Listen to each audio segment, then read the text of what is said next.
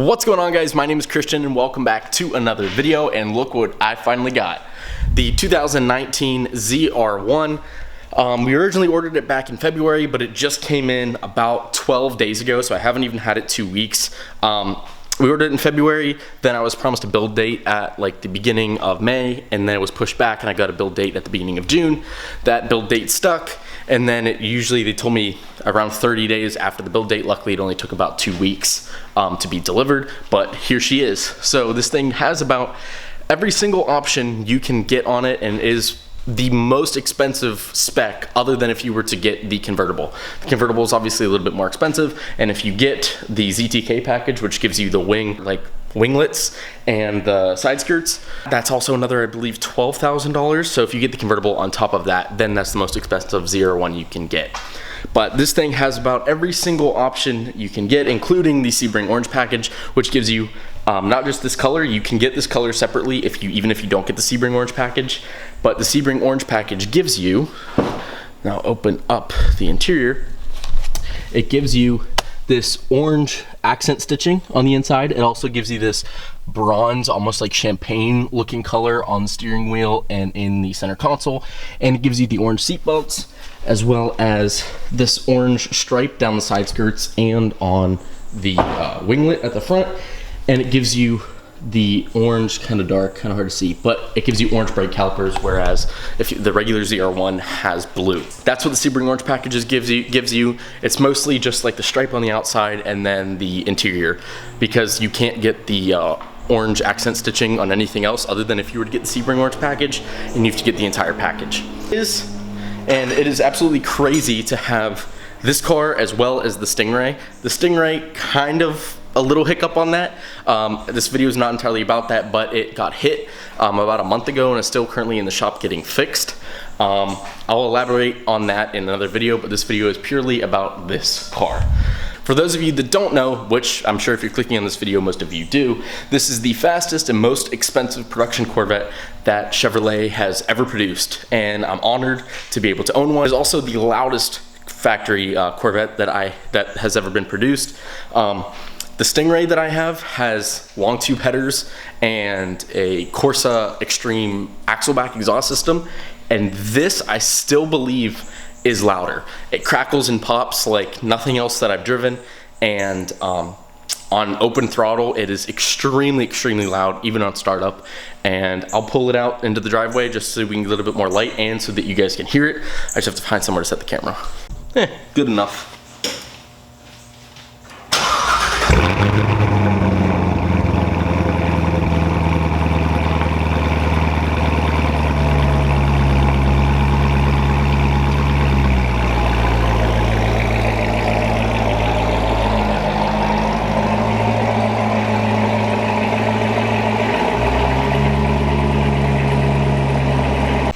The video obviously does not do this justice, but you cannot believe how loud this thing is from factory.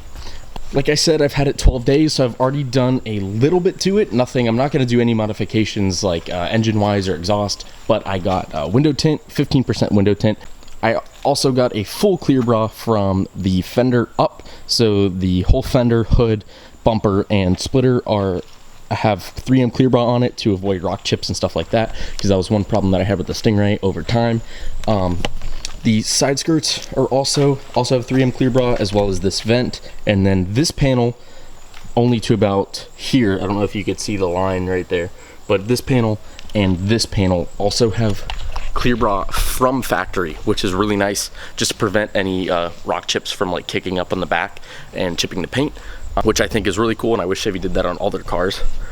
But here she is.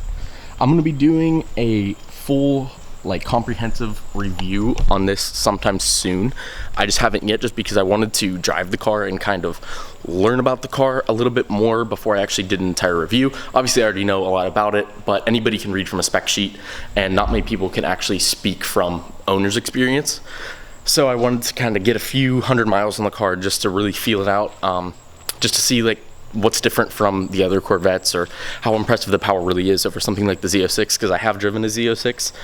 From the back, realistically, it doesn't look too much different other than the wing.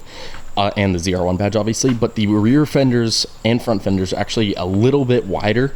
I'm not entirely sure the exact dimensions, but they are a little bit wider and definitely gives the car a lot more presence on the road. And even in the rear view mirror, you can just see how wide the fenders are, even over the standard Z06.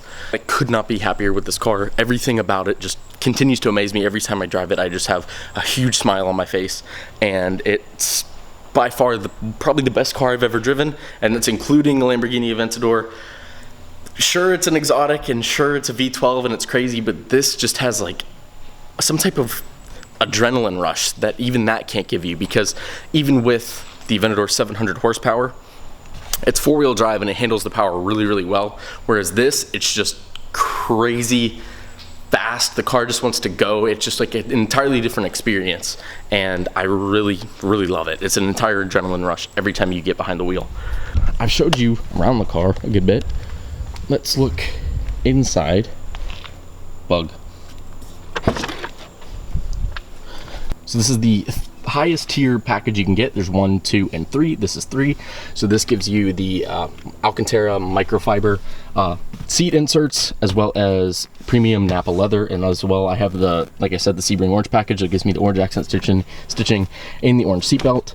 It also has cross-stitched microfiber in orange in the ceiling. I don't know how well you can see that because it's kind of dark. Carbon fiber on the steering wheel, instrument panel, and in the seats, because like I said, this does have the competition seats, so this thing has carbon in just about every single place you can imagine. Side skirts, quarter panel vent, wing. It has it on the roof. As you can see, this is all completely carbon. Hood is carbon, vent is carbon, the whole front splitter is carbon, and the cool thing, the entire hood is carbon fiber. So if you were to pop the hood, which I'll do right now, the entire piece is just one solid piece of carbon fiber. And we'll also take a look at what you can see in the engine. The blower cover is very large, so you can't see too much, but as you can see, one giant piece of carbon fiber, and it's see-through, and this is all carbon as well, the entire hood. Most of that, I'm assuming, is for weight savings, even though the car is already fiberglass, so it is very, very light. But keep an eye out for the review video that I'll be doing, and that'll give you guys full information on everything about this car as far as specs go. So 0 to 60, quarter mile, horsepower, torque, width of the wheels, percentages, how much faster it is over the Z06 and other ZR1s, because this is the third generation of the ZR1 now. There was the C4, then the C6, and now the C7. And I believe this is the last iteration of the Corvette until the mid-engine comes out. Obviously, there's a lot of speculation on that, whether they'll be producing the mid-engine along with the front-engine cars, or if the mid-engine will even be a Corvette, or if it's going to be some type of halo car called potentially the Zr1, as it's been speculated. So I'm not entirely sure, but I am absolutely honored to have this car, and I'm glad that I can get to share it with you guys. But yeah. So that is pretty much it for this video. Just kind of wanted to show you guys around the car. Keep an eye out, like I said, for that full review. And that's pretty much it. I hope you guys have a good rest of your day. See ya.